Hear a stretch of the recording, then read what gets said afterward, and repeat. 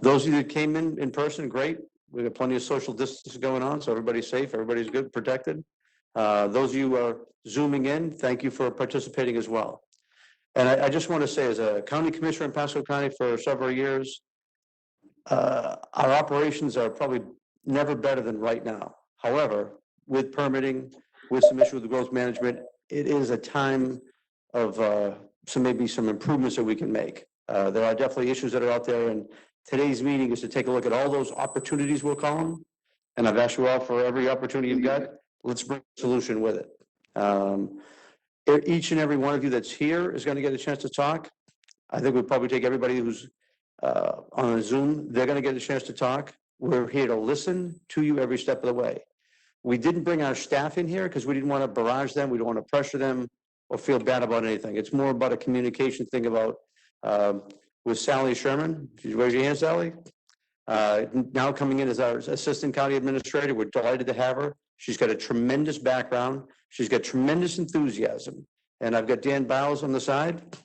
Dan is our county administrator. And I want to say, when I first proposed this idea to Dan, once I knew Sally was coming on board, Dan was 100% receptive to the idea, which is a very key step that everybody wants to take a look and try to improve. We want to try to improve every step of the way.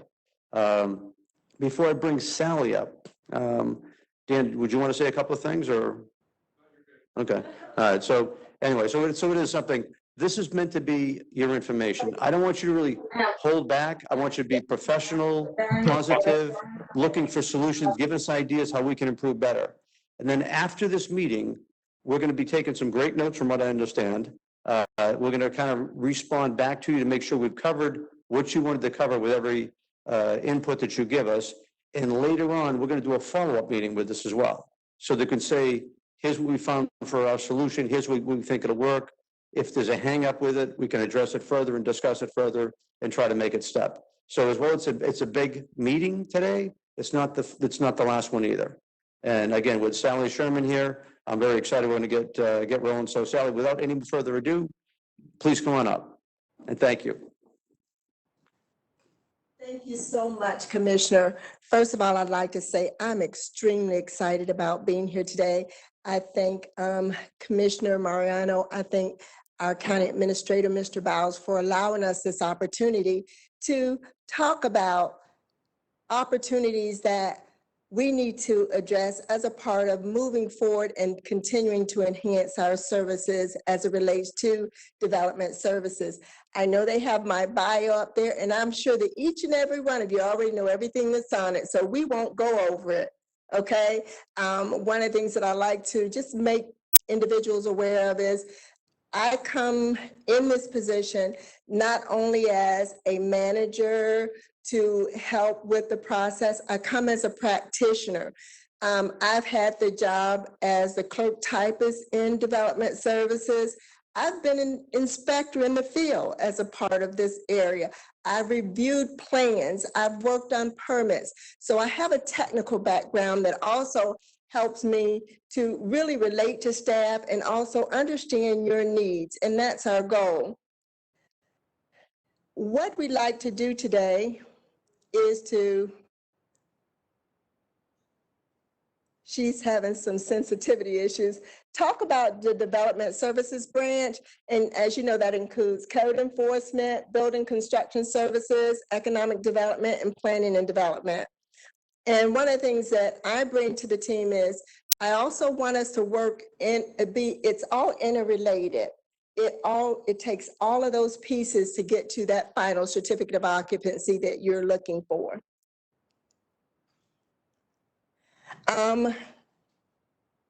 That I'm not sure if you're going to be able to see it that well, but one of the things that I wanted to do is to first of all see where we were last year and where we are today with regard to some of our activities. And when I look at new single-family residents for the full year of 2019, we issued well over 4,000 new single-family residents in 2019. In 2020, in 7 months, we've issued 2,800 plus new single-family residents.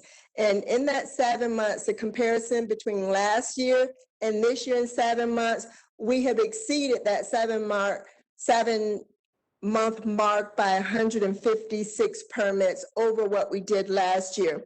And I have that information on new construction for commercial and multifamily. Again, we had 490 plus permits. This year in 7 months, we've done over 300. We're up. Everything that we've done, we've showed an increase. The only thing that we didn't show an increase in the number of permits is commercial others, that's renovations and things of that nature. Even though we showed that we are issuing 280 permits less than we did the year before, the permit valuation has been more than what we've done in the previous year. What I'm working with staff to do is to take this information and put it together, because I think it's important to recognize where, again, what has been accomplished, what we're working on, because that kind of gives us a benchmark as far as how we move forward.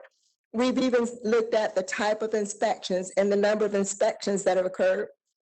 And we're talking about over 230 plus thousand inspections that have occurred in the community. And this chart is, and keep in mind, one of the things that we're dealing with is working on a new automated software system. That automated software system has just been in place for a little while. So we're now trying to refine it to get better data. And it's going to give us the tools we need to understand what we usually refer to as a desk audit, how long it's taken us to get things through the process better. Based on the information that we were able to secure from the system, right now we're showing that last year, 69% of the single-family residential structures that were built, those permits was issued in less than 10 days.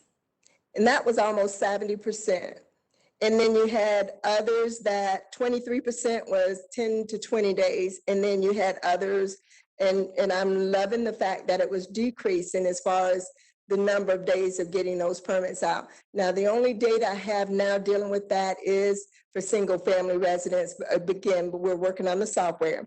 Now, what I learned from that data is for 2020, for the 7 months that we have through July, we went down slightly, about 10%, in the time it took to get a new single family residence out.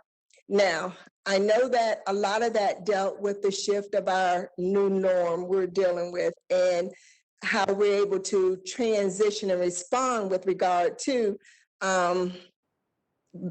COVID and providing the continuous services that are needed in our community.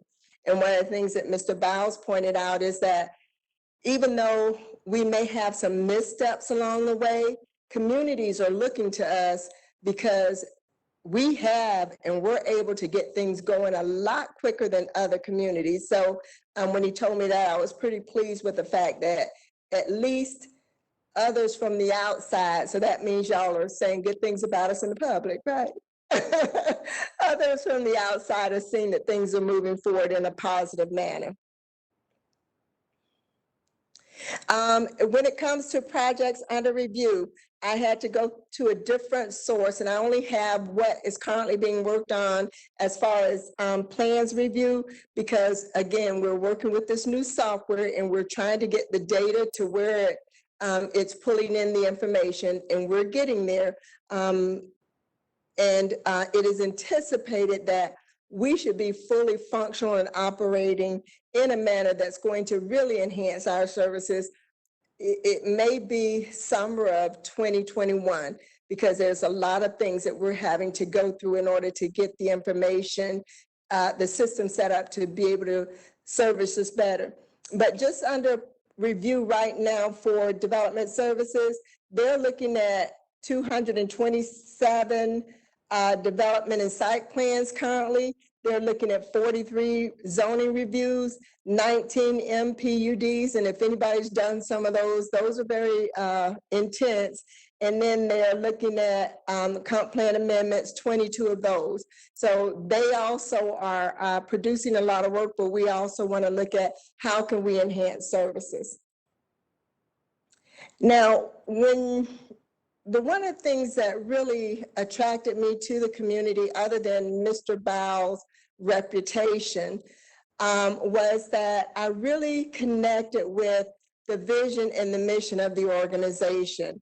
And that's where they're looking to be a premier county. And that's important to a community when the commission sets a standard for its team to operate under. And I really, really connect to serving our community to create a better future. I do this job because it's a passion of mine. I enjoy what I do to the point these send me emails late at night telling me to go home, but I love what I do, so I'm here to serve. And what I want to give you an idea of, when I really put it, compartmentalize each area as far as my focus, I said, and after I spoke with Mr. Bowles, it's the focus on customer service. That's number one, because without you, there's no need for us, correct? And also manage and improve processes. And again, I have quite a bit of experience in that. Review for waste, and that's a part of, all of this is a part of my Six Sigma training that I took personally because it was important to me to see how we can improve even the smallest of things that would help with level of service. And then also involve and equip the team members with the right tools that they need to do the job, because we can't ask them to do something if we haven't given them the tools they need to do it. Undertake improvement activities systematically. Sometimes someone just goes and says, we're going to do this simply because it's the way we've always done it.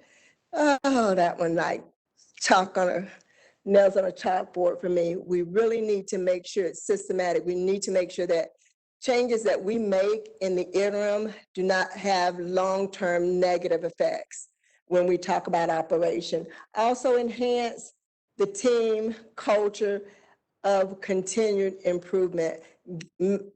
Get everybody on board, even you as end users. We're looking for a culture of enhanced service and how we can develop that into a culture. And also in looking to take that culture, and one of the things I really ask that you do, for me, customer service is, again, extremely important. We're here to help. And if you have an issue, if you call and talk with us, we're going to work on it. And believe it or not, I've seen that over and over again in the organization. Are there opportunities for missteps? Yes, but allow us the chance to self-correct if that happens, okay? But just work with us. And now one of the things that's extremely important to me is it also provides an opportunity to listen and learn. And with that said, I'm going to have a seat and I'm going to listen and learn. I brought Shirley with me here today from my team. She's going to be taking down your comments so that we can create like a worksheet that we're going to be working from. And that way we're capturing your concerns, and we're going to take those concerns and we're going to sit down and we're going to talk about what are your concerns that we can handle on a staff level? What are your concerns that are items that will have to go to the commission for approval, and we don't get to dictate the agenda, but those items will be identified. What levels are on, what questions are on a federal level that, as you know, we probably have no chance to change those, but let us take a look at it and evaluate it. And then once we get that information, we're going to be sharing it with the commissioner, and he can get it out to you, or we can get it out to you. One of the things you probably want to do is make sure that we have your email so that we can send you information as it's compiled. Any questions for me at this point? Thank you again. Now I'm going to sit down with my notepad with the team here, and we're going to listen and learn from the opportunities that you're going to put before us. Thank you.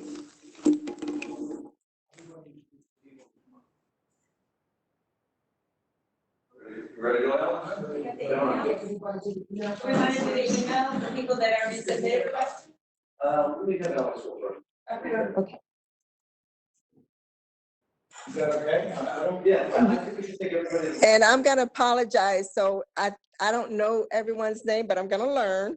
If I remember you, thank you. So what if they just want to come up and speak and give their name? Yeah. Okay. Thank you. I'm Alex Deeb. I've been developing in Pasco and building houses for 40 some odd years. I liked your presentation except for one thing. When you said that it takes 10 days to get a single family permit, that sounds good, but I come from Pinellas County first, 1 day. 1 day.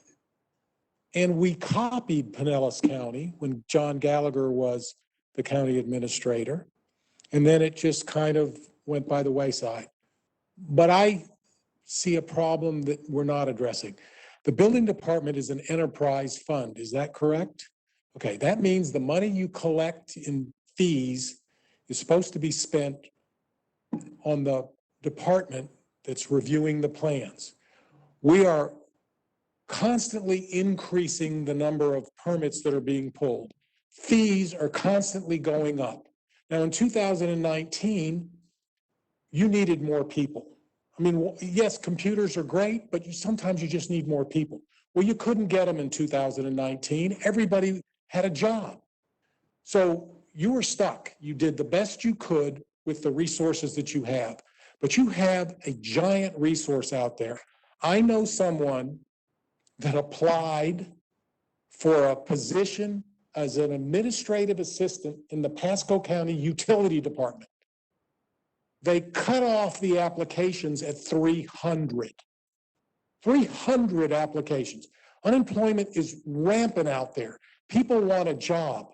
You could get top talent right now to help with the onslaught of permits. Look, the economy is in the toilet except for construction. Construction's booming like crazy. You need to make up for the faster people get permitted, the faster you get on the tax rolls, the more money the county brings in. Not only the tax rolls, you get impact fees, you get building fees, you get all kinds of fees. It's to your advantage to speed up the process. And right now, I understand you're working on a computer process to make things all better. But in the time being, if you hired more people, and I guarantee you there are experienced people out there, when you have 300 applicants for an administrative assistance job in the utility department, if you got more people, you could help everybody out. Because of the way you have to work now, we can't come in and visit you and talk over the problems. We have to email you or call you on the phone, and that's just time consuming. I mean, before COVID, and I've been here 40 years, when I have a problem, I don't pick up the phone. As anybody that's dealt with me knows, I come down here face to face, I tell them my problem and they solve it. It's very interesting when you can speak to somebody face to face. I know you can't do that now because of COVID, but maybe if you had more people reviewing the plans and more people out there helping, I'm not saying that's the most efficient way to run your department. I'm saying under extraordinary times, when you have the money, you certainly have to have the money with all the permit fees you guys are getting and how much you're charging for permits. And I'm not complaining. I'm not complaining about the money that we're charged.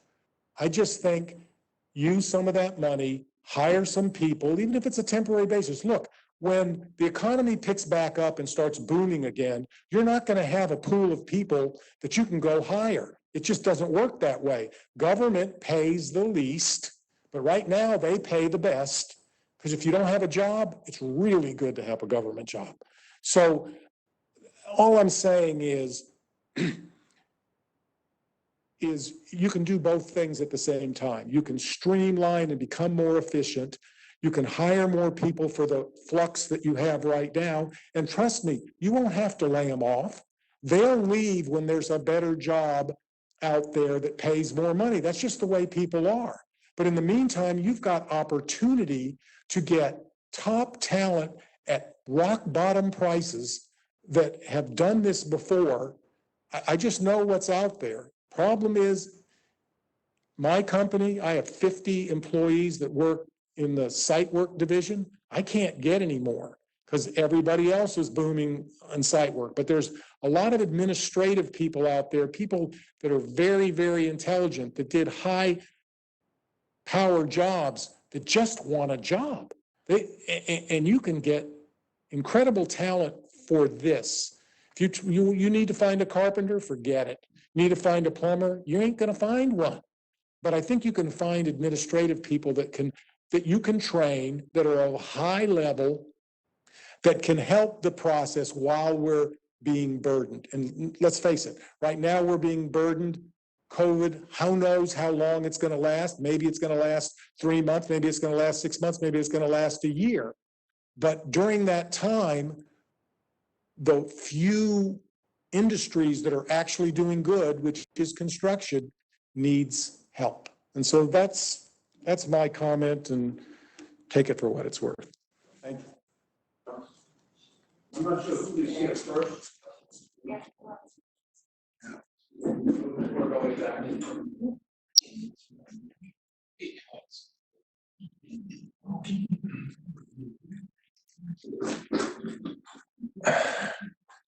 My name is Frank Feckerty, and I'm a realtor, a local realtor.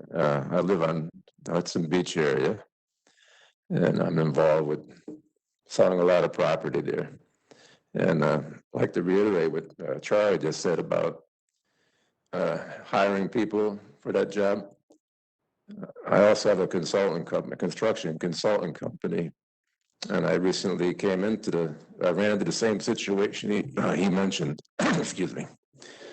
And I just emails this way, messages, and it just wasn't getting done. It's a remodel job down the Hudson Beach area. And so finally I got was it Wendell? Yeah, Glenn. And I found out, well, he's the guy that I was getting the most response from. And I called him. And I said, do you mind if I come in with the print and we go over it together and make those corrections and get it done? And that's what we did. He goes, Frank, I appreciate that. He goes, we used to do that all the time.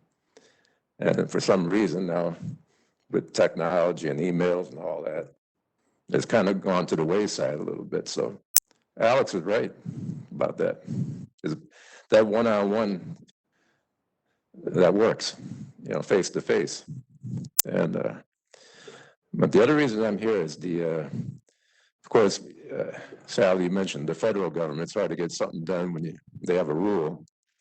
But I'm here for the 50% FEMA rule, which we have on the waterfront there. And it's limiting what we can do as far as improvements. Now, I have a perfect situation right now. An example, I sent it in. It's a commercial property that we just closed down on Old Dixie Highway. And the folks would like to spend hundreds of thousands of dollars there to improve that property. The building, there's a building there already.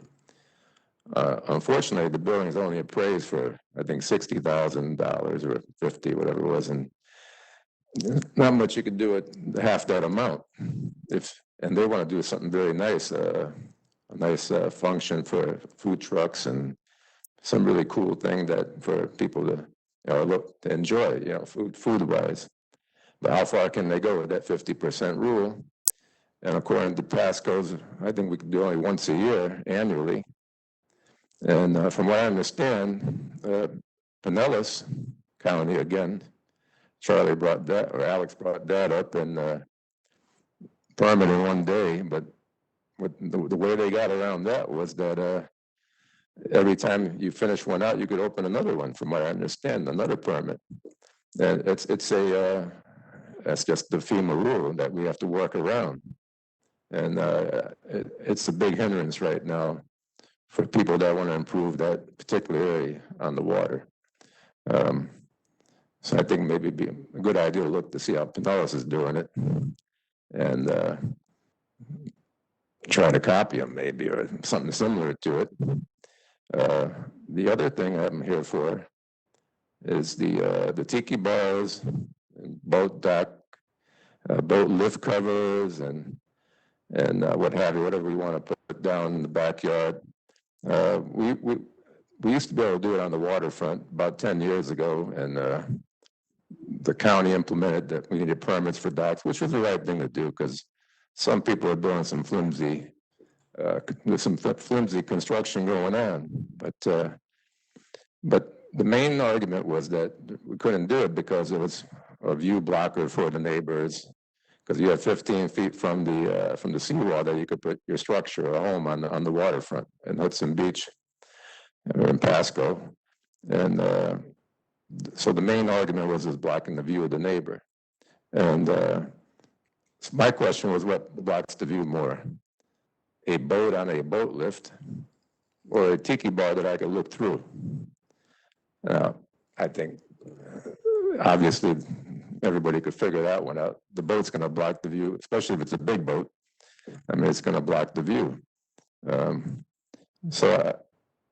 As far as I'm concerned, and I think everybody on the waterfront agrees with me. You don't? Okay, well, there's one person. Everybody has their opinion for that. And I think we can get a lot of signatures for that. Matter of fact, I think we get the majority of the people in the area will sign to that if we need it. And providing it's built to hurricane codes and what have you. I mean, I don't see any problem with somebody protecting themselves from the sun on their dock or their backyard. And it was done before, so I don't see why we can't do it again. And boat covers. So same as protecting a human being from the sun. You know, a boat might deserve, an expensive boat deserves to be covered from the sun too. And I don't see why a cover can't be put over a boat to protect an expensive boat from the sun and the elements. Providing is done to hurricane codes or safety and all that, permit it. And all these things we're talking about is going to bring income. They're assessing the county's going to get a permit pulled. You're going to have to pull a permit, and it's going to be assessed. It's more income coming into the county, and just a win situation, I think, for the county and the people. And at the same time, you're making the majority of the people happy in the area. That's basically it. That's what I'm here for. Thank you.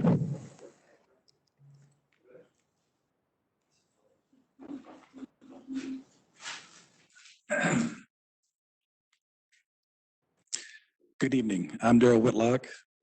I live actually over in Hudson area, over close to Frank. And I'd like to actually continue on what he was talking about with doing the rollback lift covers on our lifts. There's more reason just for our boats. I had my dock put in probably almost 10 years ago, and the outside pilings moved drastically. I could get off in the water and I could move them probably a good almost 2 foot by hand. Now, you put a boat up there weighing 4,000 pounds of wind blowing, it's not going to secure them. It's going to keep going. Them outside pilings are not secured by nothing but your I-beam that goes across on them. When I actually, about 3 months ago, I contacted the county, and I was actually in front of the board, and it was the virtual on through the phone. And I had a company that contacted me. I put down 50% on one of the lift covers. I actually contacted the county and actually went through the meeting first, and then I got contacted the day they were coming out to install my lift. I put 50% down on that lift, a couple $1,000s, the lift cover.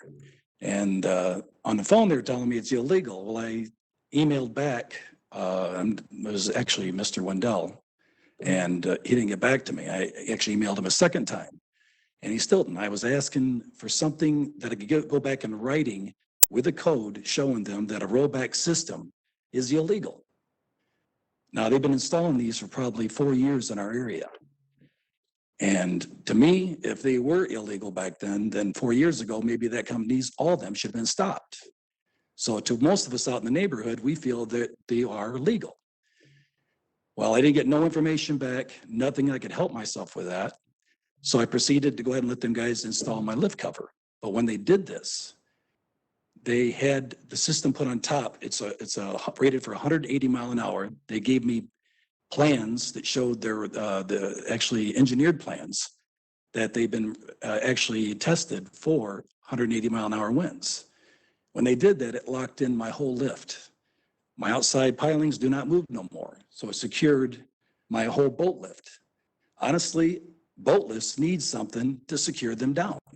Them outside pilings, there's nothing to hold them when you put that kind of weight on them.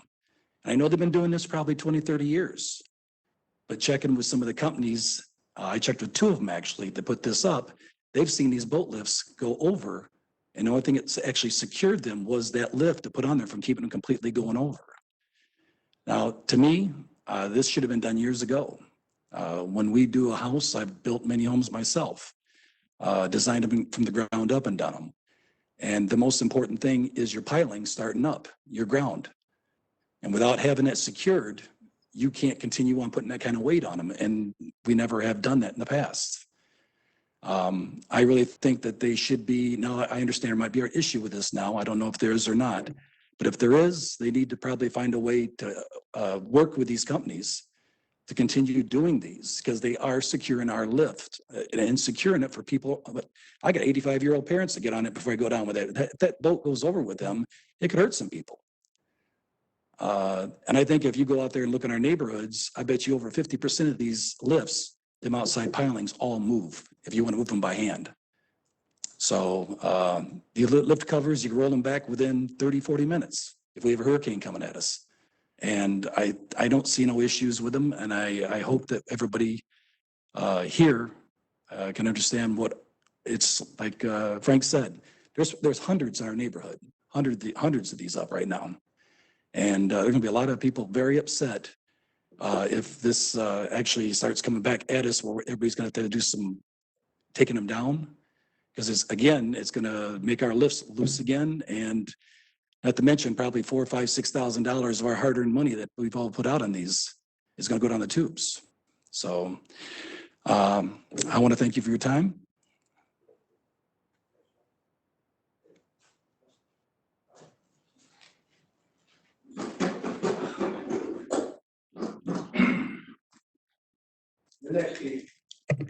Barbara Wilhite, I'm a land use attorney here in Pasco, born and raised in Pasco County. Shortly after I started practicing law, I came to Pasco County and was your chief assistant county attorney for 11 years.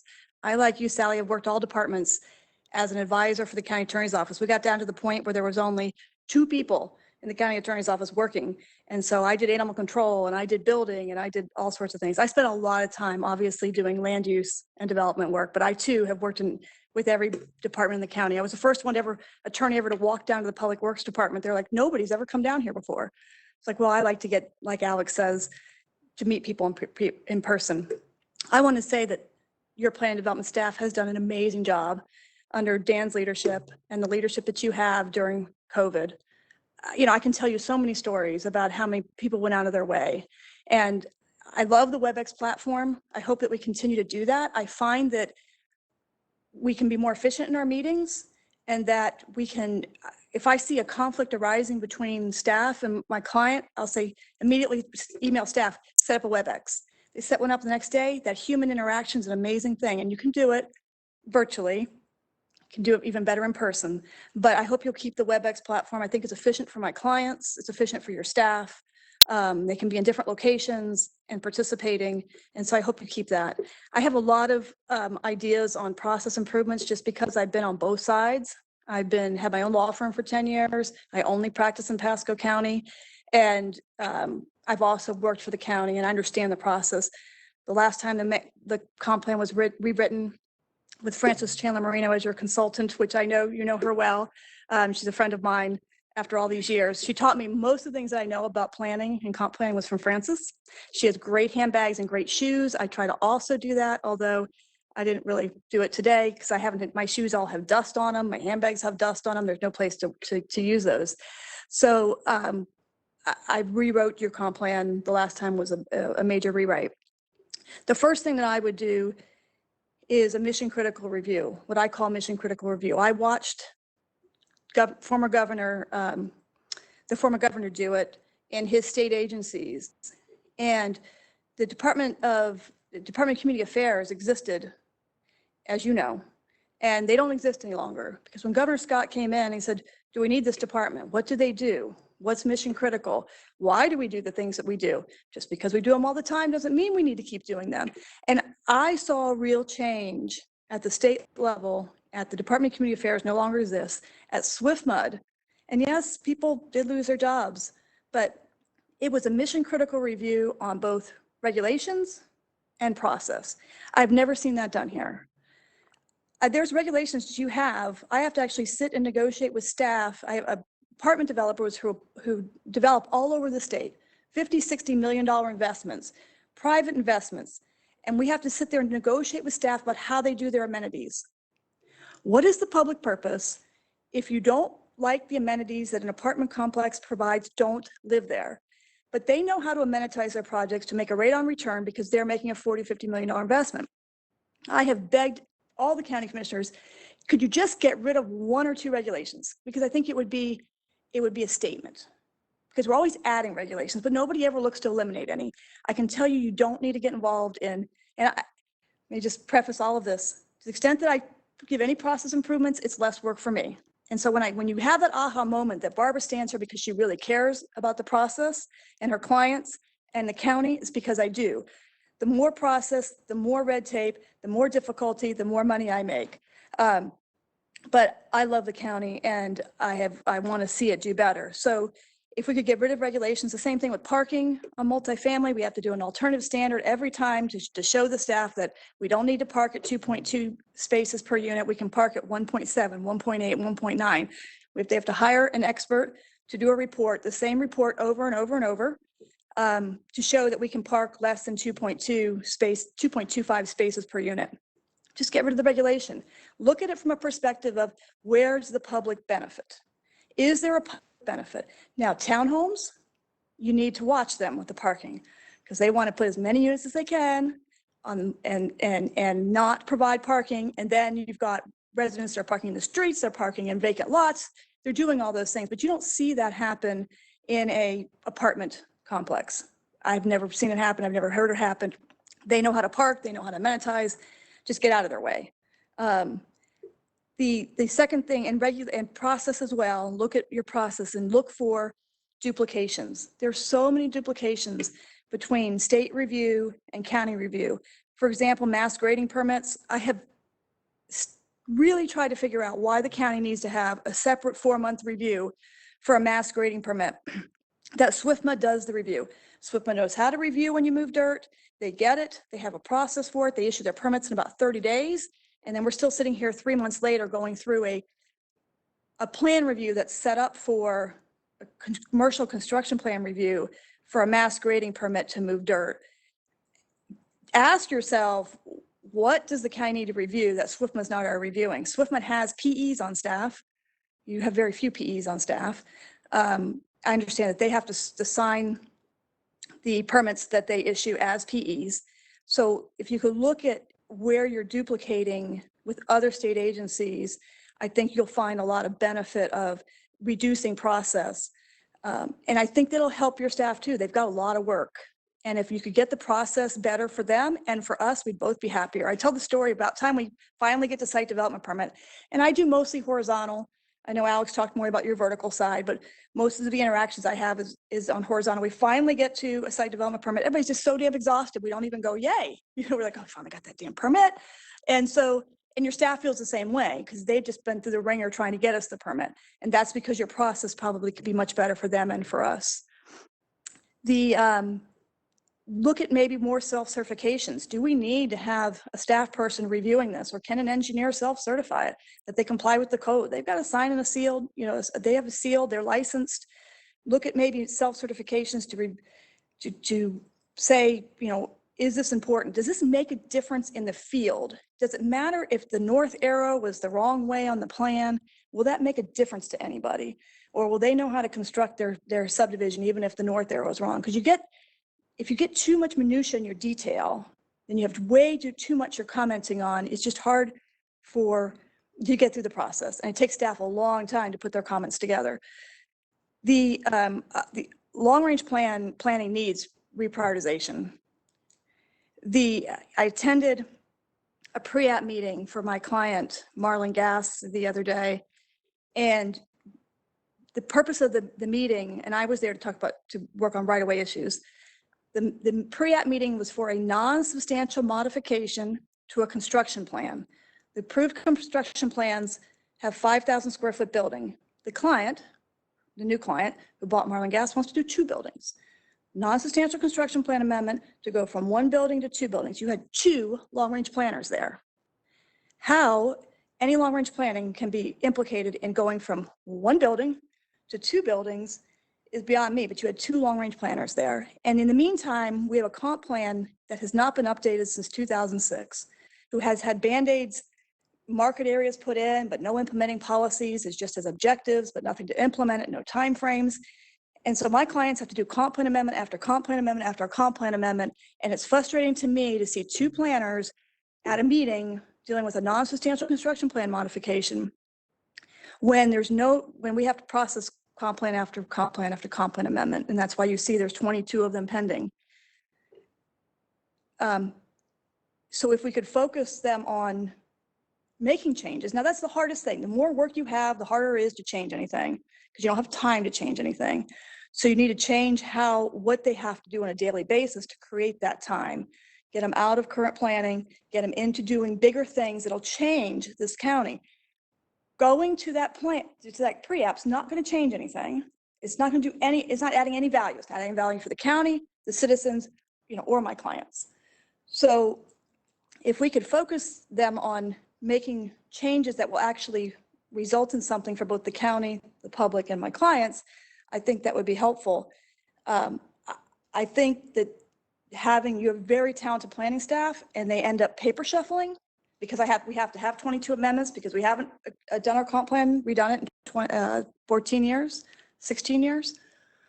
We haven't redone our comp plan, so we have to do so many amendments. So they spend all their time shuffling. And I can imagine as they're very talented planners, that's got to be frustrating. They don't want to shuffle my paperwork. They get aggravated by it. And I'm like, well, I don't even want to be doing the changes, but I don't have a choice because we haven't updated our comp plan.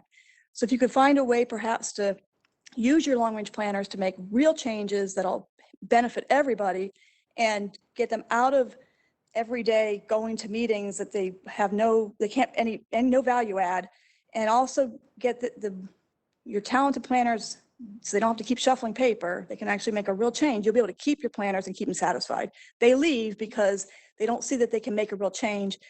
They want to design my clients' projects. My clients are like, look, I've got the $50 million investment. All due respect, don't know who you are or where you're coming from. I don't want you planning my project that I have to live with, and it has to be a good investment for me. You're working on an LDC rewrite, your Tiger team. I have no idea what they're doing. No idea what their priorities are. No transparency. So whenever they come out of the back room and they actually present something, we've had no buy-in to begin with. If we buy in together, you have so many professionals, all these people that care, they want to help you. But if you don't work with us in the beginning and you just present whatever somebody came up with that lives somewhere else and moved here to work, which we're happy to have talent come, but you're not going to have a result. Now your ODT team, which is a different team, who works on fixes to the land development code, has a very transparent process. When ODT takes a land development code amendment to the board, no public comment, no opposition, because they had transparency, they've worked with the industry. So if you can emulate more of what your ODT team does, I don't even know who your Tiger team members are. Maybe I've met them before, I don't know. I don't know what they're doing with the land development code rewrite. If you ask commissioners, what are your goals for land development code rewrite? What do you think your team's doing? You get all different answers. I don't know. We just don't know what the answer is. And should we be updating our comp plan before we're rewriting our land development code? Probably yes.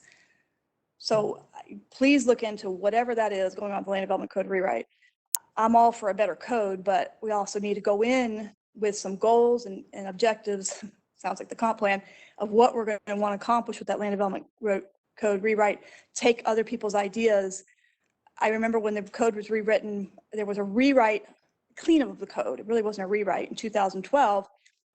I sat on a committee and staff would bring amendments and we'd say, well, wait a minute, but you need to fix this. They're like, your job is to review what we bring you, not what we don't bring you. Well, guess what? That committee all just stopped coming.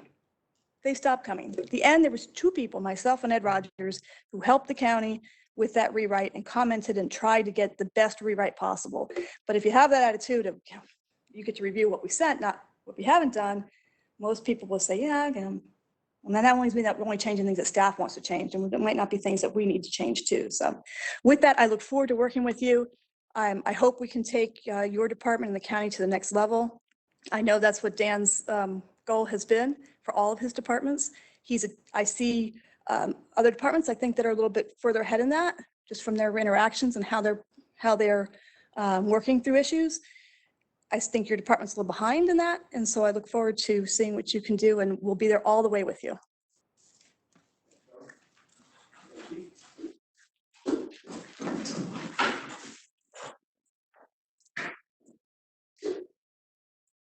My name's Keith Collenbaum. I own a company called Candlelight Homes, and we've, like Alex and some of the other people I see here, I've been in Pasco County since the 70s when I first started building. So it's really grown. It's like Alex and like the other people here, we're vested in it. This is our life. This is we're proud of what we built. Jack, thanks for having me. And especially I want to welcome you here and builders gripe. So like we gripe, like we go home and we gripe with our wives. And so don't take all this too serious. So like our bark is worse than our bite. I think the thing that I've always tried to do with the people I work with, the people who I employ and government officials is I've never looked at it as an adversarial thing. I look at it as like, we should really look at it as a team. Like we really want to help. And I know you sincerely want to help us. I know, Jack, you want to help. So I want to approach it from, what we can do to help you and what you can do to help us. I think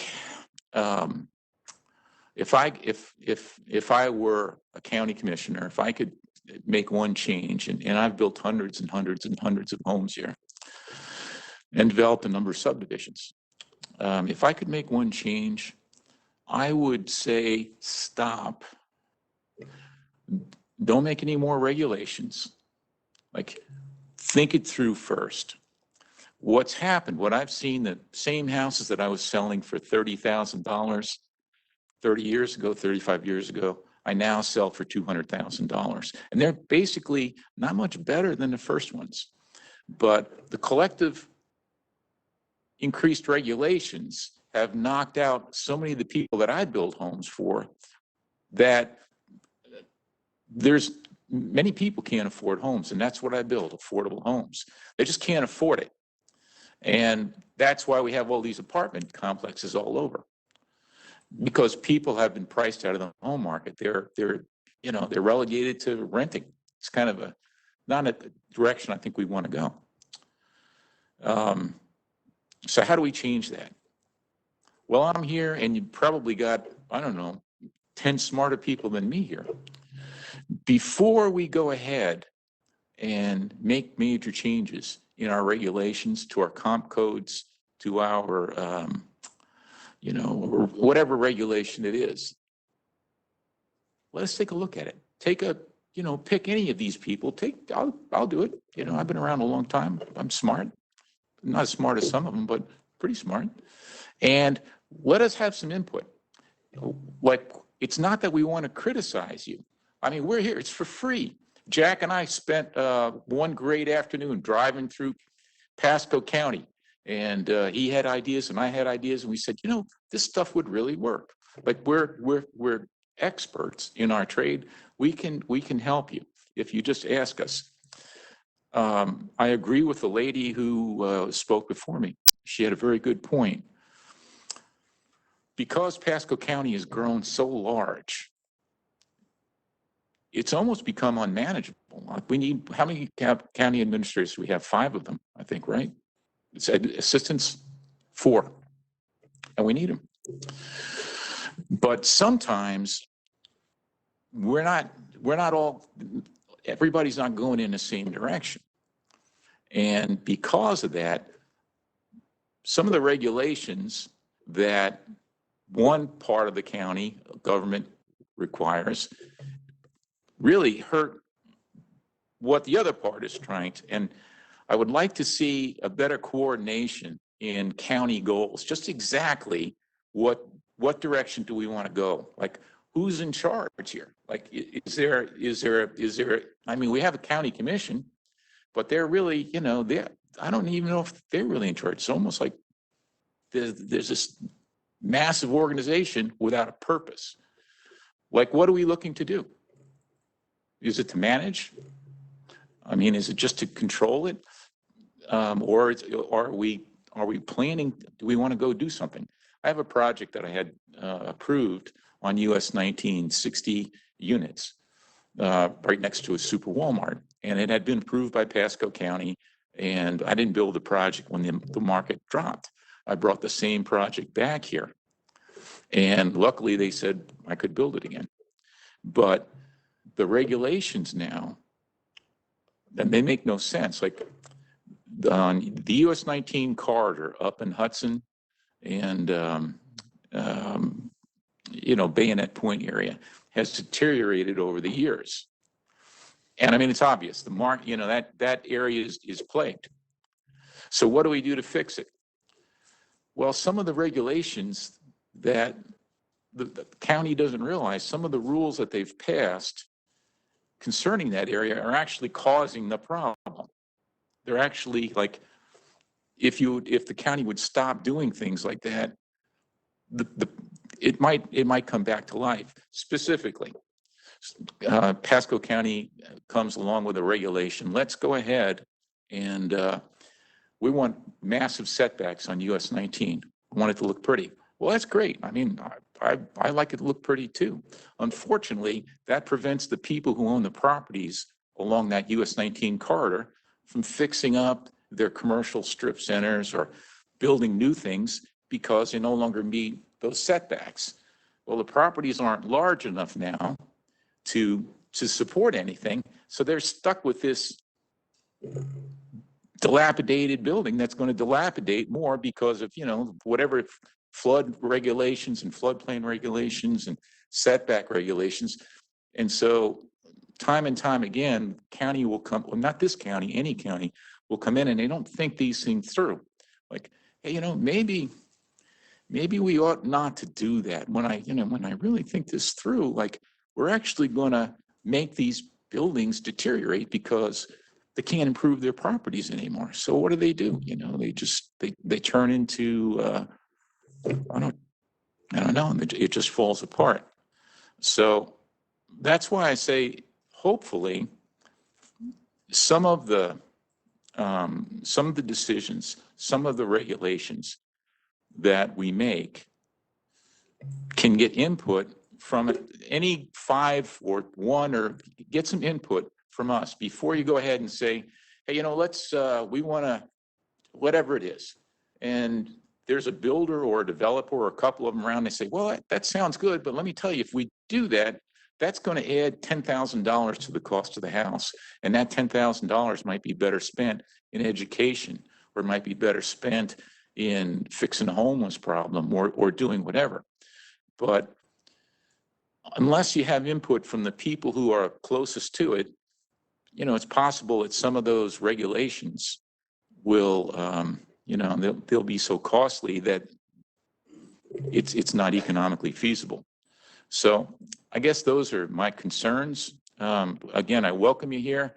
If you want any input, ask any of these people here, or give us a chance. Like, just don't drop these things on us like, well, we got a whole new order of business now, and this is what we're going to mandate. And we look and say, well, John, I don't know how we're going to implement this. Like, how is this possible? Anyway, that's, thank you all again, and good luck to you.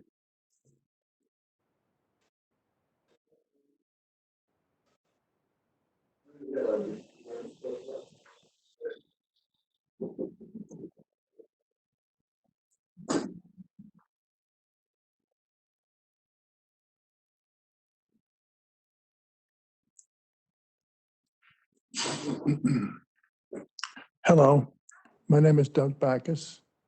I'm president of the Homeowners Association, Signal Cove in Hudson. How are you, Jack? We have some problems, and I ran into personally recently. I'm trying to sell my double-wide mobile home, and I run into a problem with the VIN numbers. Each side has to have a VIN, motor vehicle. So I went down to county over here, and they couldn't find it. So I said, well, how are you charging me taxes? So I don't know. They couldn't find it.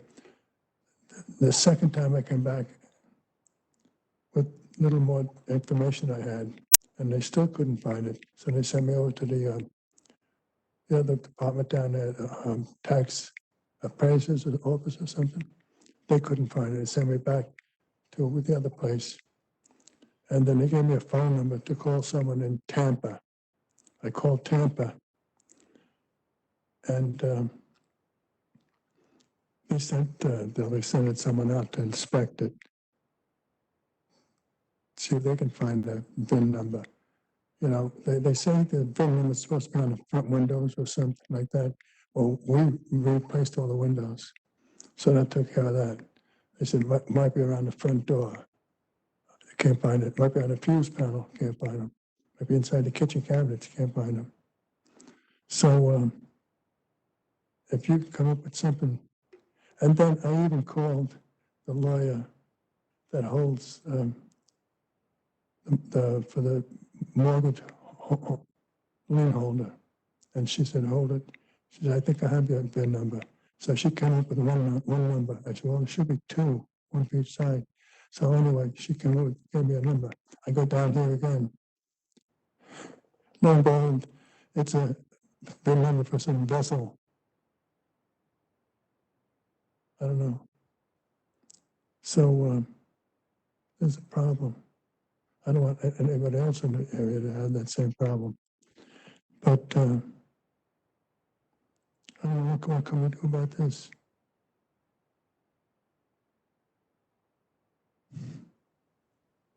Thank you. Jack, thank you.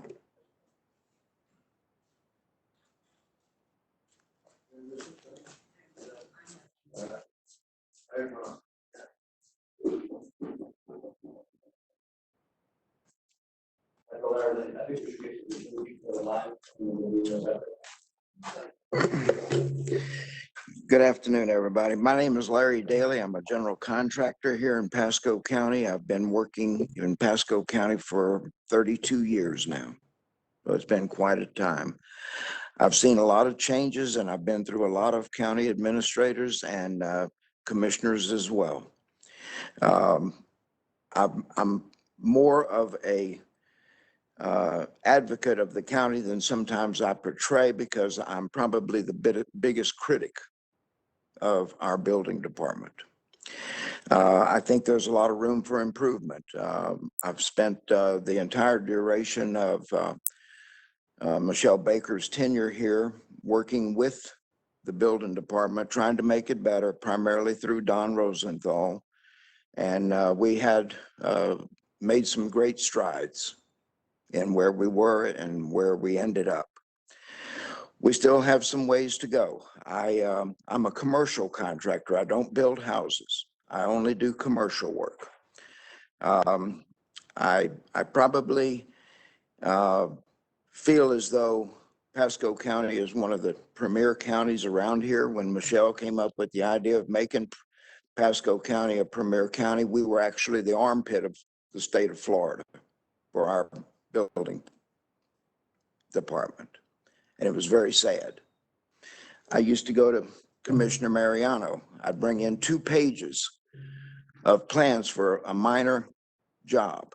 I'd say, Jack, how long do you think it takes for our building department to process these 2 pages? And he said, oh, that shouldn't take more than 7 or 10 days. I said, it's been 6 months and we still don't have our permit. And I just blew up at that point. And I met with every single commissioner and I asked them all the same questions. Okay. One of the biggest things that shocked me was that I asked the commissioners, I said, how often do you go down to the door at the building department and ask the customers that are coming out of there what their experience is like? You know what the answer was? 0. I said, how do you know what's going on in the building department? Oh, we get reports. I said, well, who writes the reports? Well, the county does. I said, well, what do the reports say? Well, it says we're getting better. Well, I hear that same excuse today. It hadn't changed. Okay. We need to rationally think about helping the contractors, the developers, and the business owners of this community have a better experience with Pasco County. 2 administrations ago, we lost a lot of developers in Pasco County because the county was so tough on the people trying to build things here that they just left. Mr. Deeb was one of them. He left this county. He said, I've had enough of it. And Don Rosenthal went and met with him personally and said, look, we're going to make it better for you. You come back to Pasco County. We want you here. And Don was able to get him back into our county, and he's one of our premier builders here. And we need more premier builders. We need more premier developers. We need people that want to build in Pasco County. Now, I've had experience with with Commissioner Mariano for a lot of years now, and I have a lot of respect for him. He has worked his tail off for the betterment of Pasco County. And I think all of you guys are probably in his district, so y'all see him firsthand how hard he puts out, how much effort he puts into making our county better. And I don't think there's a better commissioner on the board than him. But I respect all of our commissioners. I've met with every one of them. I have conversations with them. They know who I am, and we work hard together to make things. I met Mr. Biles. I wouldn't say it's the best meeting I ever had, but maybe the future will improve. Okay. There's things that I want to point out to you that I think you can help us with. Okay. One of the things is the processing time of permitting. Okay.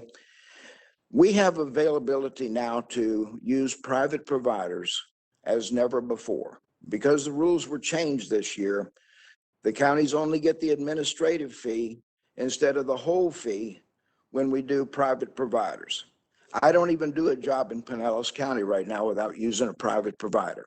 It's important for me to keep my jobs running. It's important for my customers that their jobs not be held up because some young inspector decides he's going to make a name for himself and he's going to say, oh, you have to stop this. You have to shut this job down. We want you to submit a brand new set of plans because you moved a wall 3 inches. Well, that's BS. All right. But that's what we face. And the time value of money, my business, when I'm running any single job, is $3,000 to $5,000 a day that we're generating in revenue. And if I get shut down by the county for a day or 2 days, that's a big chunk of my profit that's going out the window for no reason at all. Now, I'm kind of skipping around a little bit, but I think that we need to improve our processing times. Okay? I think that you can play a big role in that. The gentleman that brought up the fact that we have regulations, that we get more of them, we don't get less of them, is an absolute fact.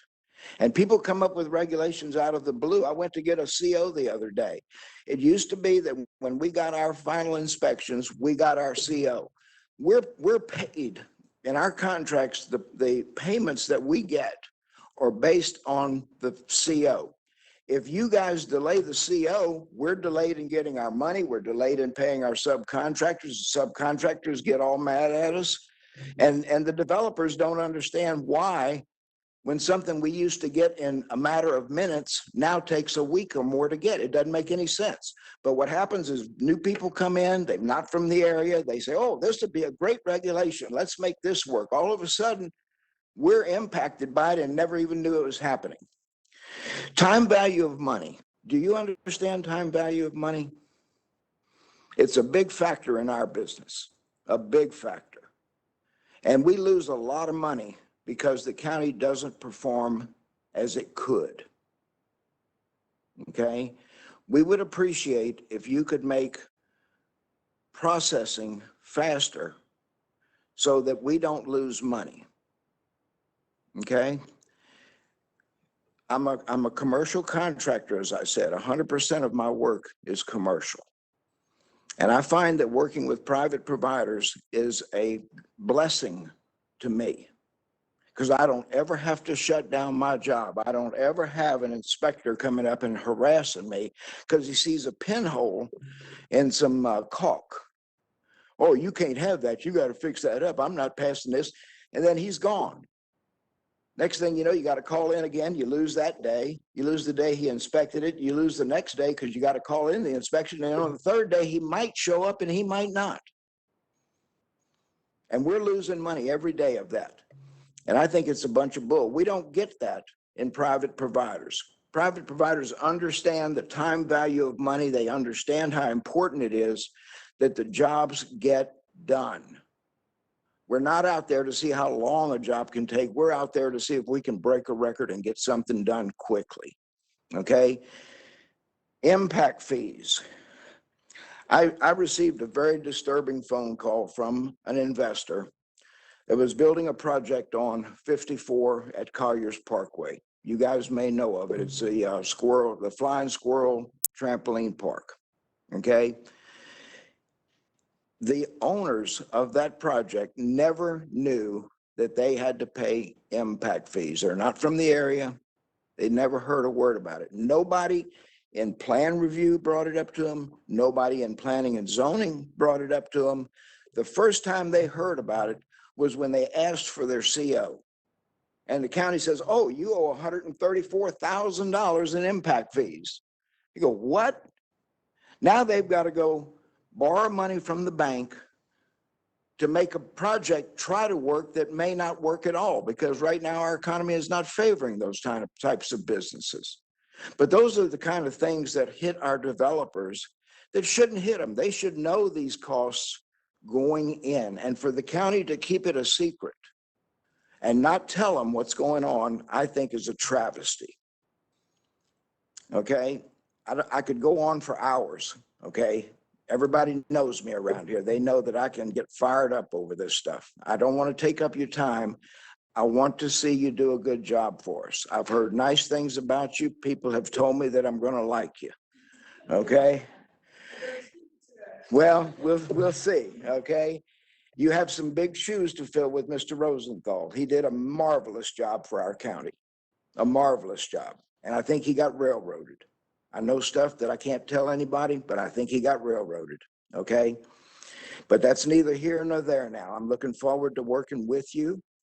I have solutions to problems. I'm not just a problem. I'm not just coming in here to whine.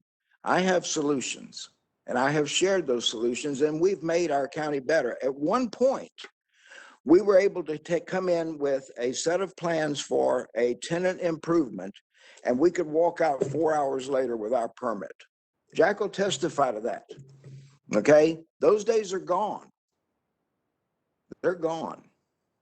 But we can do it. I have challenged the planning and zoning to get me a permit, telling them that they couldn't do it in a timely manner. And by golly, they got angry at me and they did it in 10 days. So don't tell me that it takes 4 months to do it, because it doesn't. Okay? You have a big job in front of you. You wearing 4 hats, I noticed. Okay? You have a lot in front of you. And you have some good help out there. There are some great employees that work for the county that their soul belongs to the county. You have some old timers in here that I would love to see gone, because they are going to do it their way and they don't care what the new administrator says. They're going to do it their way. Those people need to be weeded out of here. We've had enough of it. Okay? You have a tough job in front of you, but you have a lot of support in the community. And we look forward to working with you to try and improve our county. Okay? All right. Well, thank you very much. You want to put more of those things in writing, you email to us, okay, opportunities and solutions. Okay. Let's look for Zoom calls.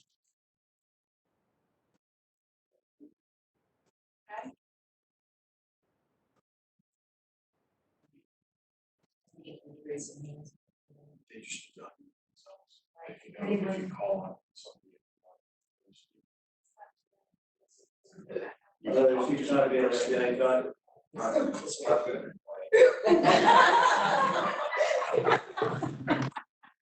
Do any of our college WebEx participants want to speak? Do any of our WebEx participants want to speak? I would. This is Ted Kupinski.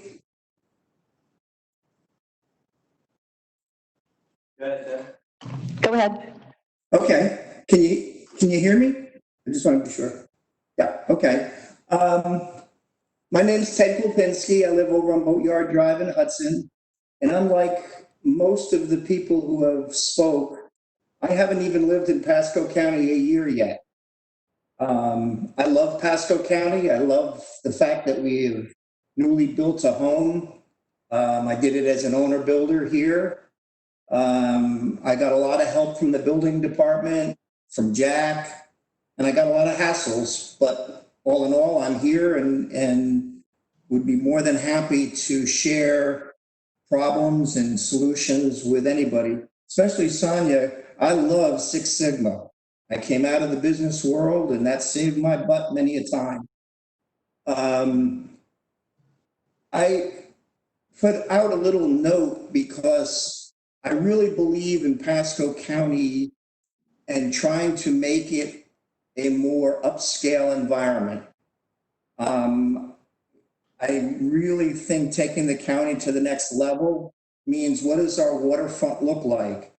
And much like what both Frank and Daryl have brought up, I really believe that as you go down in a boat, down the canals, go in the different areas, when you see boat lifts that are neat and have a cover over them, and tiki huts and little areas near their homes, I really think that that adds to the value of the whole county.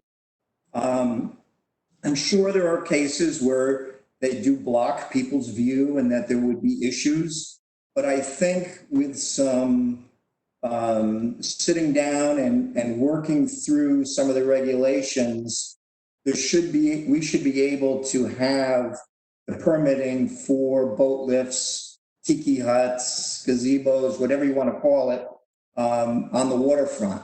And I put a little document together that can be added to the notes, but I'd be more than happy to participate in any kind of gathering to try to put those things together. Not that I want to make more regulations, because I agree with the previous speakers that I think one of the things we have are too many regulations. But that's all I wanted to say. Thank you.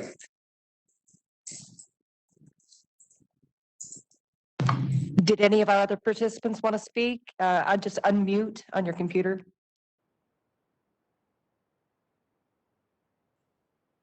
Yes, I'd like to bring up a couple points.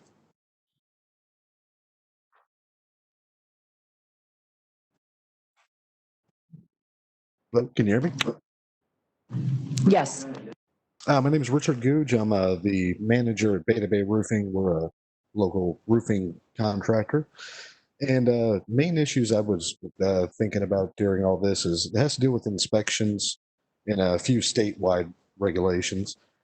As far as inspections go, I just I'm not seeing the necessity for in-progress inspections on every single job. A small 1 to 2 square flat roof that can take my crew literally a couple of hours is drug out multiple days waiting on inspections at times. The photo process does help, but that can also be a bit of a burden trying to make sure that our crews get everything in line with that. Same thing with mobile homes. I know Hillsborough County does not require permits for mobile home re-roofs, and that might be something worth looking into as well. um, Main point I wanted to bring up is with commercial roofing permitting. I don't know if it's the same as any other trade. Commercial, multifamily, anything like that can't be done online through the Excella system. And I honestly don't understand why for a trade permit that is. Every other municipality I can think of that does an online service allows commercial to be pulled online. That would be something that I would like to see, changed. And at the state level, the notice of commencement required for air conditioning, I believe it's $7,500. For roofing and other trades, it's only $2,500. And that adds quite a bit of paperwork and things like that where it honestly shouldn't be necessary, in my opinion.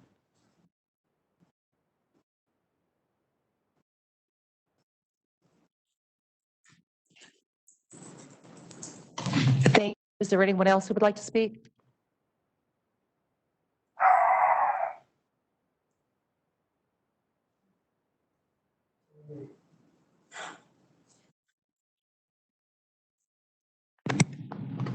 I'll speak if nobody else is. It's Jeremy Harding.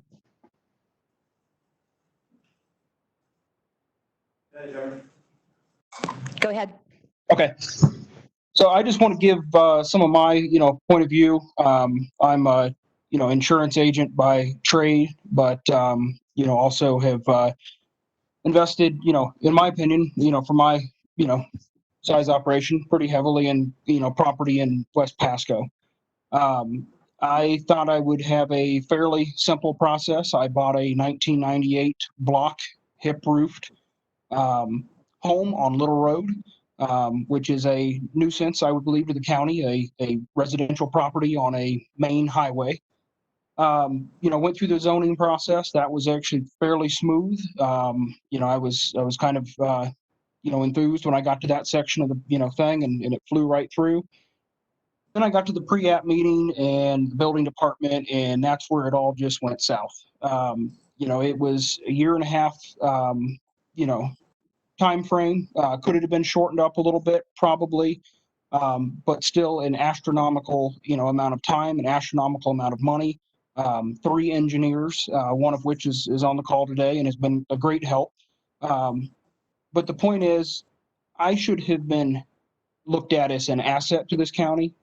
Let me help you do this. You're taking a building that uses services in this county to a building that pays more taxes, employs people, and does not use services. That building is not going to use government aid of any kind. Anybody in that building, it's a commercial building. The lights are off at 5 o'clock and everybody goes home. It's not a nuisance. There's not going to be police calls. There's not going to be domestic violence calls. All this stuff, none of it's going to be happening at this location. From everybody can see that any property I buy, I put money into it. I clean it up. It is, not an eyesore. It just, the regulations are there's too many regulations, and half of the staff that I talk with don't even understand why the regulations are there, don't understand how to implement them. To the point, I've even escalated it multiple times to Dan Biles, and Dan Biles will argue the fact that that regulation makes sense and it should be there. One of which was a water meter. For a small office building, they were going to require me the actual calculations, I think, for an 1.5 inch meter. They were going to cut me a deal and do a 1 inch meter. That same 1 inch meter would have been approved for a 10 unit apartment building could have been on that same 1-inch meter. And I have 21 years of data from a bigger office building next door to the one that I just bought, showing that I use 2,000 or 3,000 gallons a month. That would have been, more than enough on a 3/4 by 5/8 meter. It was an act of Congress. I had to get, pissed off. I had to, start threatening possible lawsuits and everything. And what I felt like was it was a way to get more impact fees out of the business, when the county should be looking at businesses as these are people that are bringing in jobs, bringing in higher taxes. It's kind of a shame, and I don't feel like I want to put more money into this county until the mentality changes drastically. There needs to be a helpful tone, and I've heard a lot of people on this meeting today go over that, and I'm glad to hear that other people feel the same way. But as a business owner, as somebody who's put money into this community, I don't feel confident in doing it any longer unless the mentality changes of let's help you improve the area. Right now, I feel like the neighbor right next door that is deteriorating the area gets a free pass. They look right past it, and they're at my place screwing with me, taxing me. I was at like around, I think it was $60-something thousand it took me to turn that building into, before I could pick up a shovel, and paperwork and bureaucracy and just all the whole process in a year and a half of my life. And I just don't think that's I don't think that's what we need in Pasco. I think we need a streamlined process. We definitely need a higher commercial tax base. Commercial is what's going to keep people afloat. My wife's in the school system. The school system struggles. If you look at the tax base and the number of kids and all of that, Pasco's on the low end. And the reason is we don't have that strong commercial tax base. You guys the county needs to focus on not ramrodding houses and cow fields. They need to focus on getting quality commercial, quality jobs, which in my opinion, my office is paying everybody in there is making a very good living with benefits and everything else. And I could not do that without more office space, which I am now finally, under construction. So thank you. Thanks, Jeremy. I see we also have Brad Gilly and Raymond Bellis on the WebEx. If either one of you would like to speak up, just please unmute.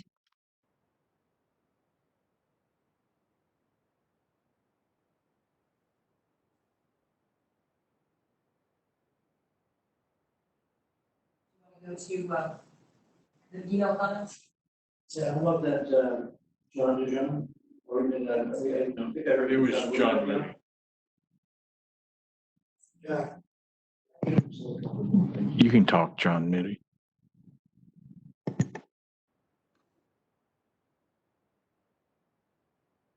Is that what's going on? We're not hearing you, John. I think we're having an issue with your mic on your side.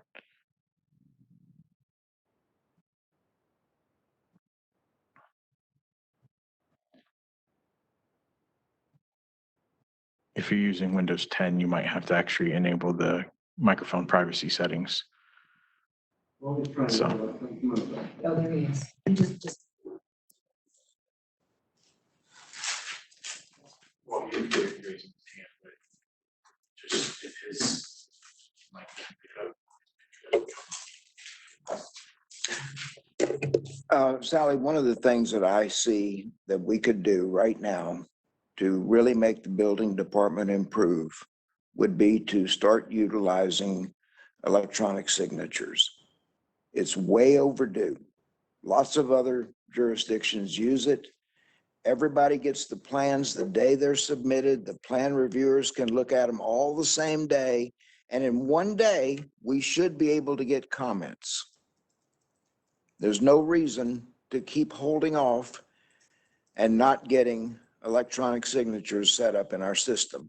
Right now, when you go through building department, oh yeah, we got it done in 10 days. Well, yeah, but it still has to go to fire, okay? It's all misnomers. It's all misleading information. We need to be able to get the permits into the hands of the plan reviewers as quickly as we can. Electronic signatures can do that. Okay, and I spoke with Esther about it. She asked me to come in and meet with her last week. We spent about 30 minutes visiting about a number of issues. And she committed to me that we would have electronic signatures by February.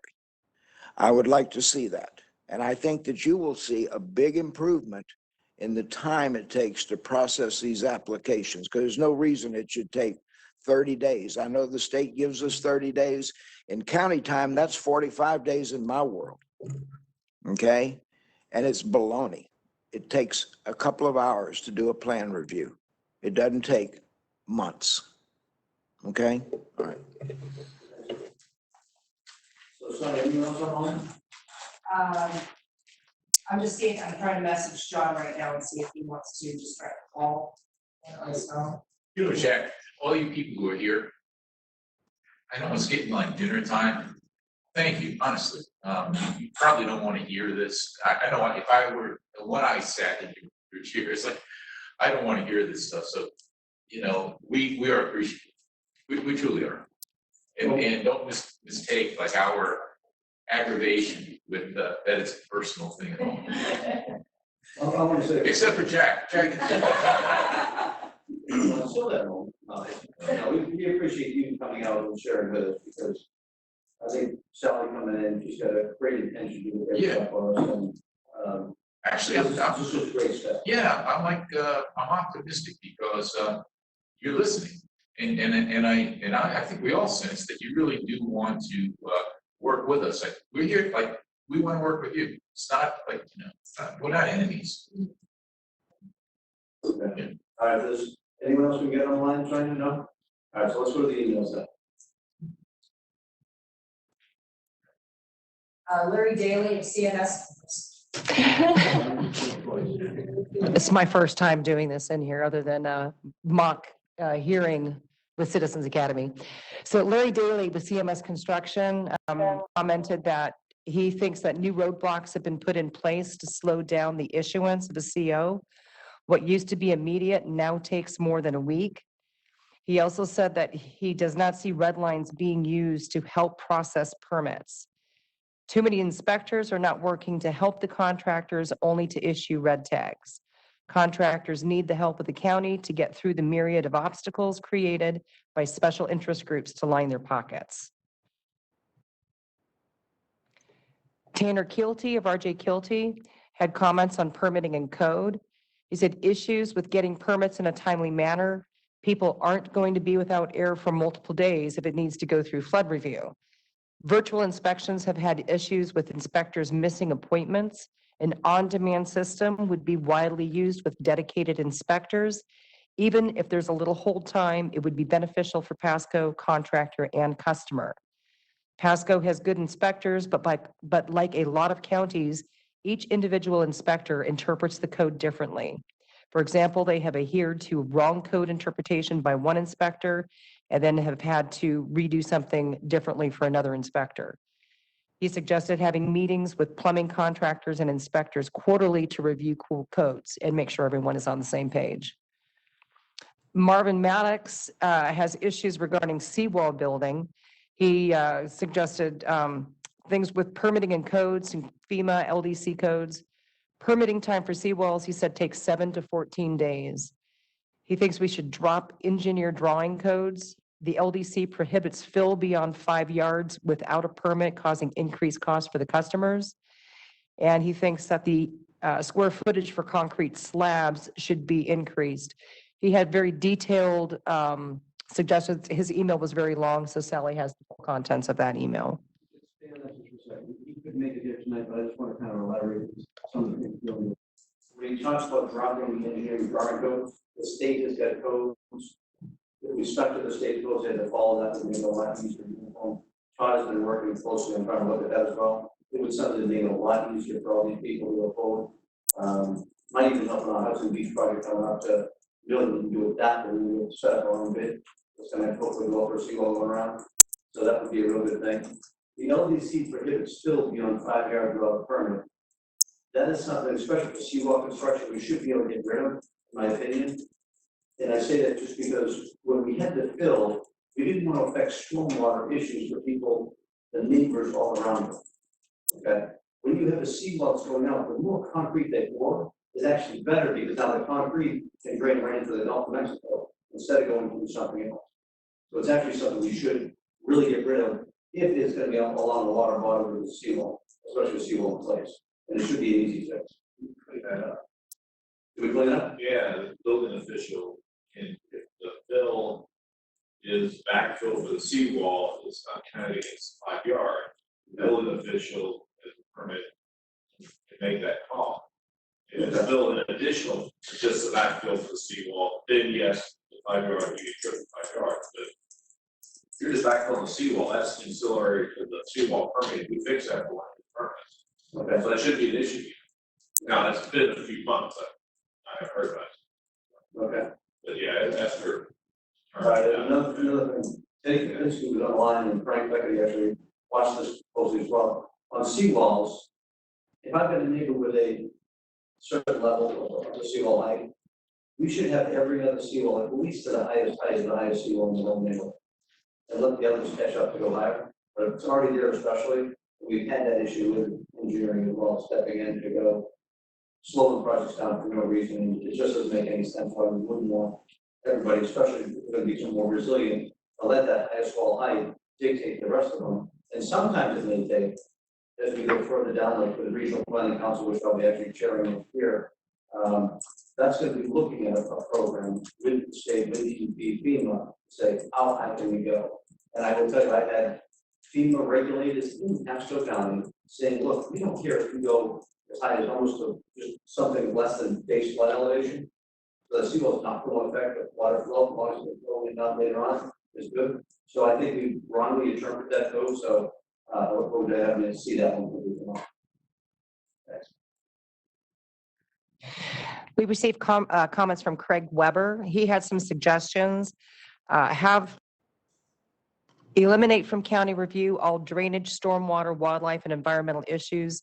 Since SwiftMud does that and their people are educated in these fields, have experience and have done this a long time. We had other comments earlier about that same thing.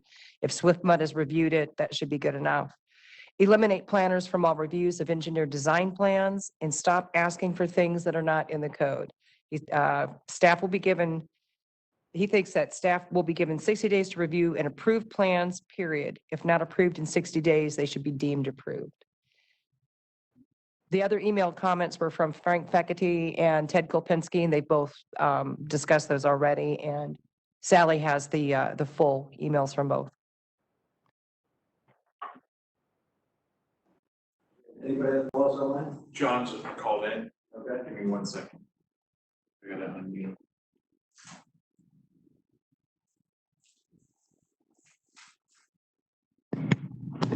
John, you're online. You should be able to talk now.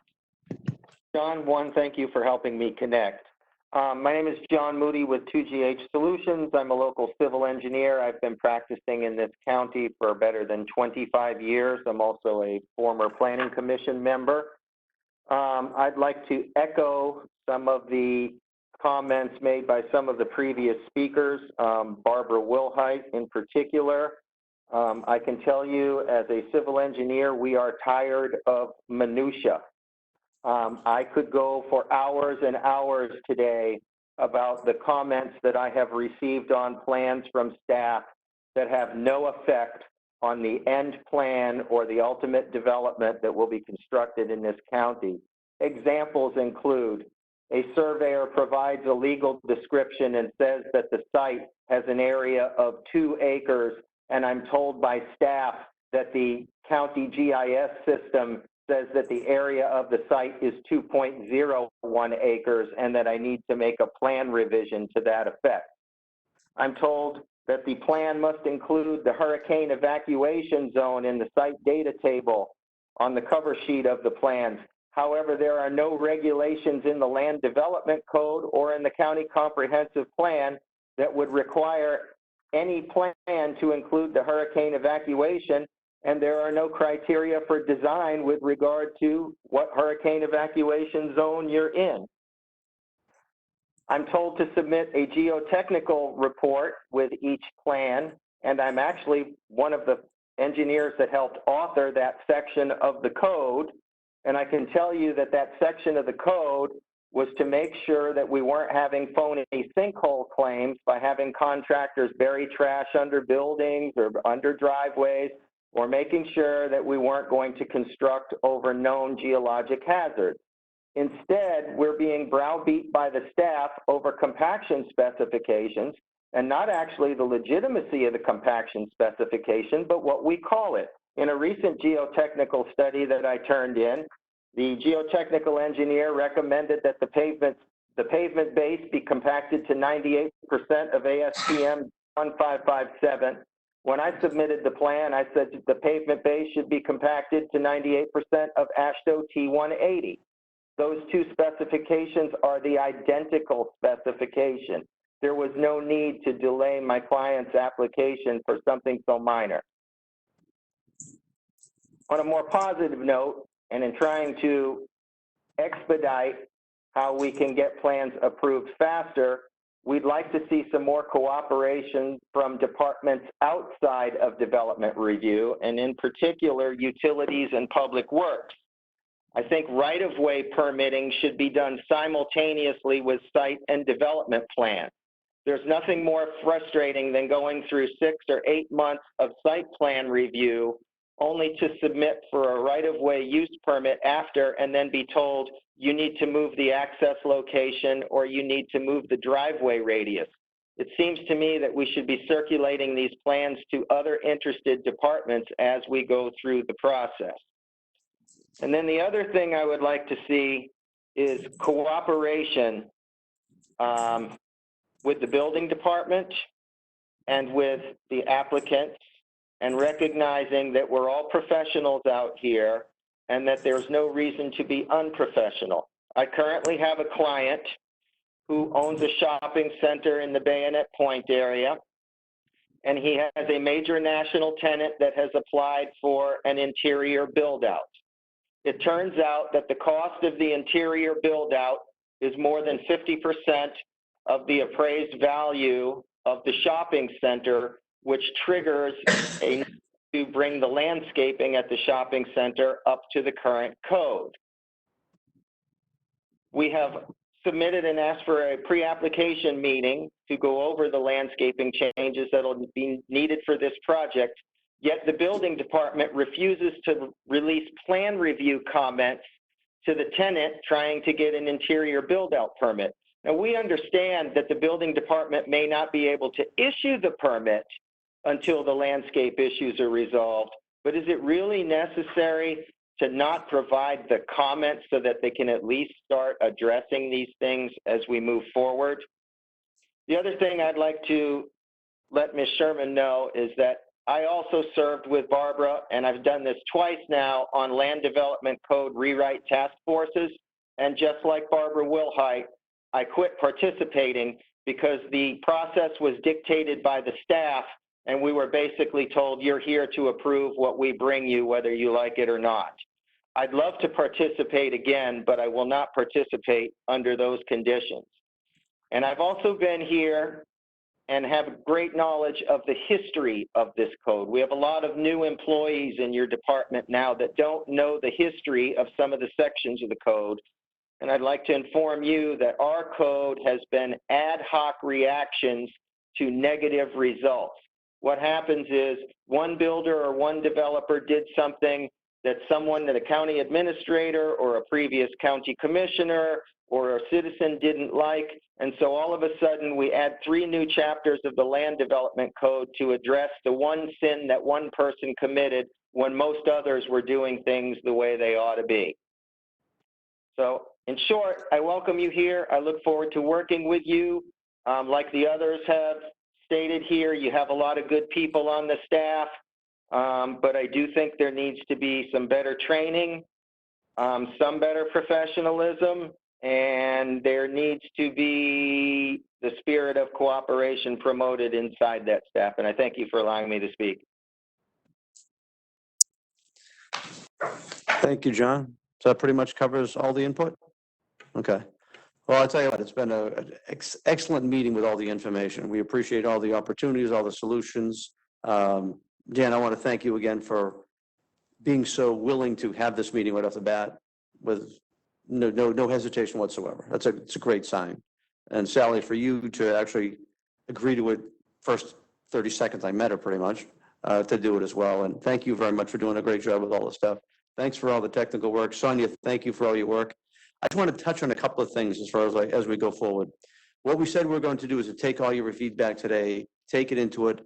Sally's going to go look at it with the team and start studying what can we do for process improvements and adjustments all the way through.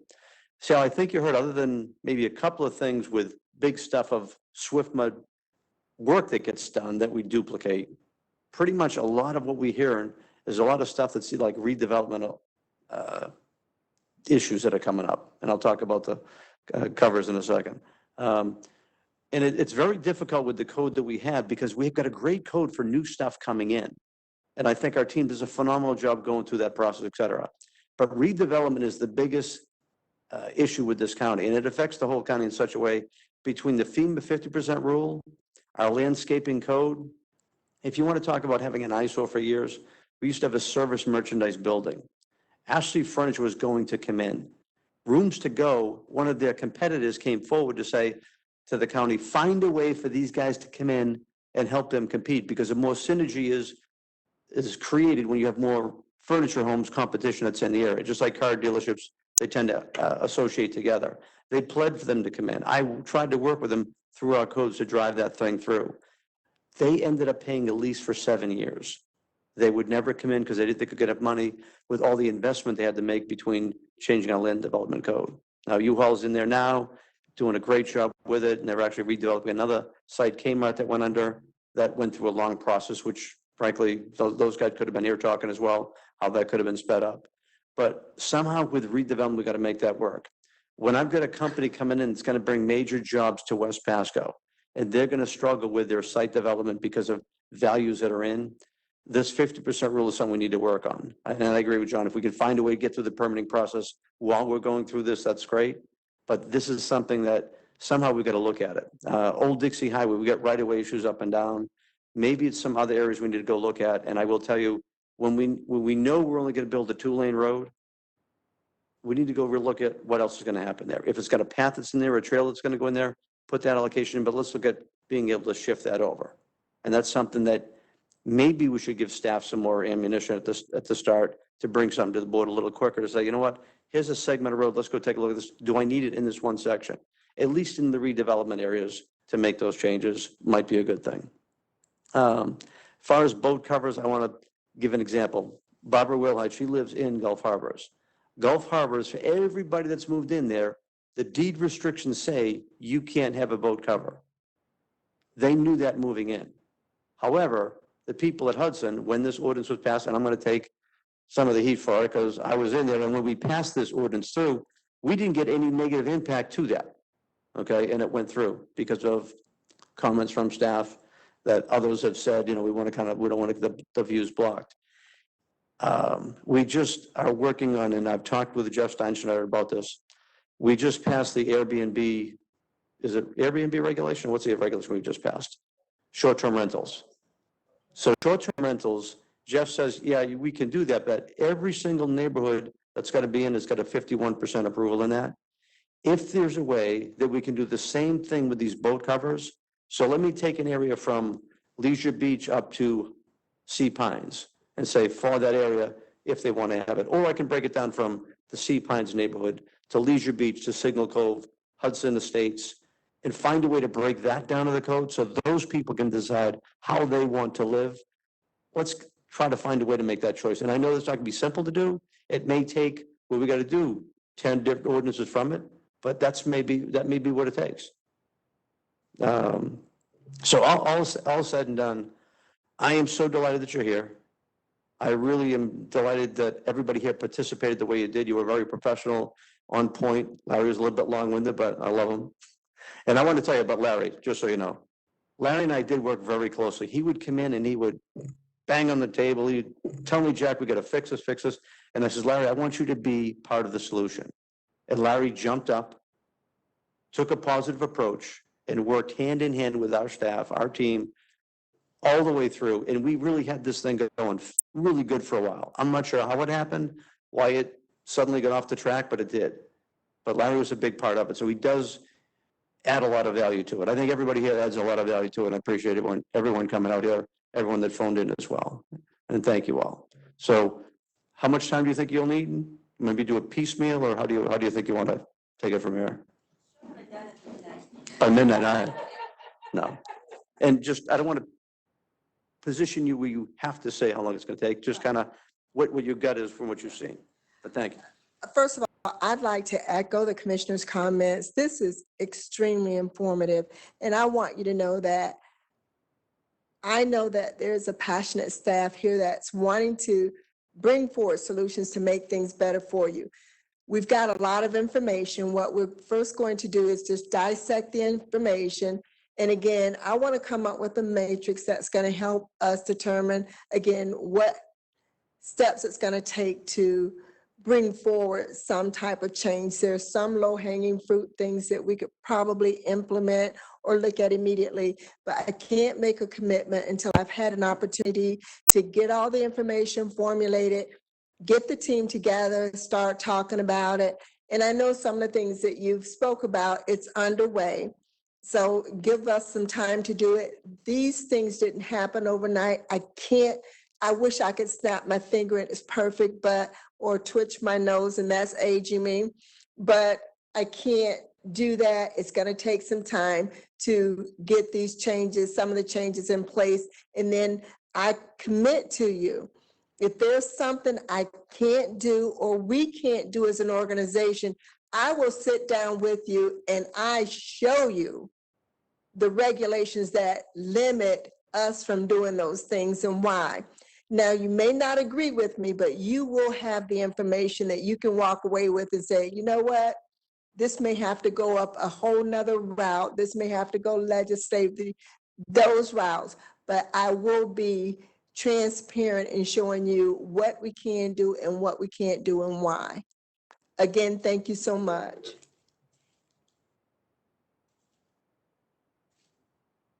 And again, thank you, Sally. And I want to say, we have a great team here at Pasco County. We've got great people working in every single department, every single place. A lot of passionate people that love this county and want to make this county better. So I know we got all the right ingredients to make this happen. So I am very optimistic we'll make it happen, and we'll give you the time you need to go forward with it. And I want to say, on behalf of the Board of County Commissioners, I am serving with the best board I've ever served with. Everyone on that board is focused, they're energized, they want to get stuff done.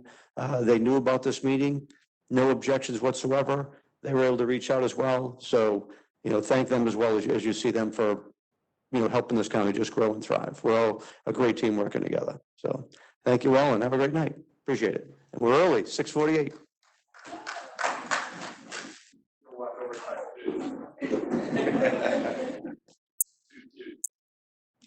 Good job.